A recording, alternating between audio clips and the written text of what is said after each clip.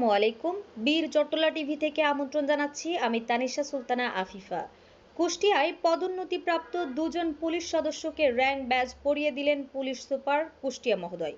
অদ্য রবিবার ২০ জুলাই ২০২৫ খ্রিস্টাব্দ পুলিশ সুপার কুষ্টিয়ার কার্যালয়ে কেন্দ্রীয় মেধা তালিকা অনুসারে পুলিশ হেডকোয়ার্টার্স কর্তৃক পদ বিভাজনকৃত কুষ্টিয়া জেলার বিদ্যমান পদোন্নতিযোগ্য প্রকৃত শূন্য পদের বিপরীতে এসআই নিরস্ত্র মোহাম্মদ রেজাউল করিম এবং এসআই সশস্ত্র মোহাম্মদ ইলিয়াস হোসেন দ্বয় পুলিশ পরিদর্শক পদে পদোন্নতি পাওয়ায় র্যাঙ্ক ব্যাজ পরিয়ে দেন কুষ্টিয়া জেলার সম্মানিত পুলিশ সুপার জনাব মোহাম্মদ মিজানুর রহমান মহোদয়।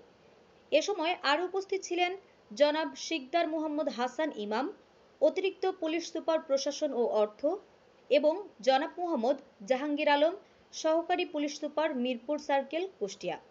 আমাদের আরও আপডেট নিউজ পেতে চোখ রাখুন বীর চট্টলা টিভিতে। ফেসবুকে ফলো, ইউটিউবে সাবস্ক্রাইব করুন।